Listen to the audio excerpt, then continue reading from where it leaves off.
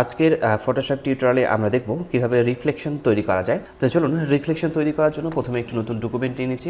ফাইলে ক্লিক করে new click করব। নিউ ক্লিক করার পর এখান থেকে আমরা যে কোনো একটি সাইজে পেপার নিয়ে নিচ্ছি। পেপার নেওয়ার পর এই পেপারটিকে আমরা মূলত ব্যাকগ্রাউন্ডটাকে ব্ল্যাক রাখছি।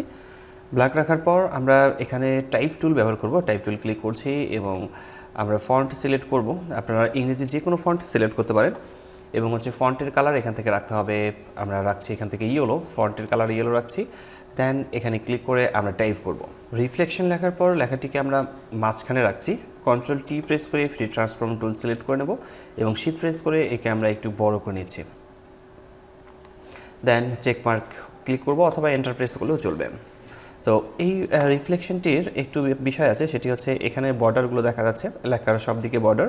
তো আমরা যদি এখানে লেখার বর্ডার তৈরি করতে চাই তাহলে এখানকার লেয়ারটিতে রাইট বাটন ক্লিক করব। দেন ব্লেন্ডিং অপশনে ক্লিক করব।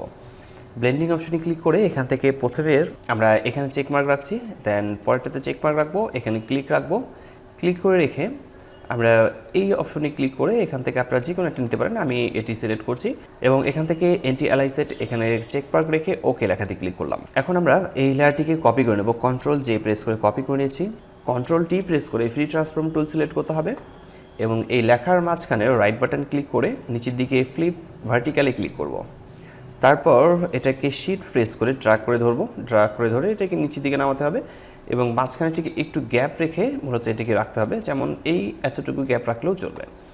চেকমার্কে ক্লিক করব অথবা এন্টার প্রেস করব। এই লেয়ারটিতে ক্লিক রাখা অবস্থাতে নিচের দিকে লেয়ার মার্কসে ক্লিক করব। লেয়ার মার্কসে ক্লিক করে নিতে হবে এবং ফরগ্রাউন্ড কালার এখানে থাকছে ব্ল্যাক আর ব্যাকগ্রাউন্ড কালার এখানে থাকবে হোয়াইট। আমরা এখান থেকে সিলেক্ট করব গ্রেডিয়েন্ট টুল। এখান থেকে আমরা গ্রেডিয়েন্ট কালার সিলেক্ট করব। গ্রেডিয়েন্ট কালার আমরা এখান থেকে সেকেন্ড কালারটাকে চুজ করছি।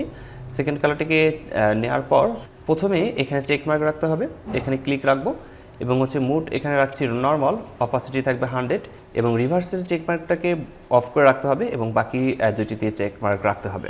নিচের দিক থেকে ঠিক এখান থেকে আমরা ড্র্যাগ করে উপরের দিকে ওঠাবো।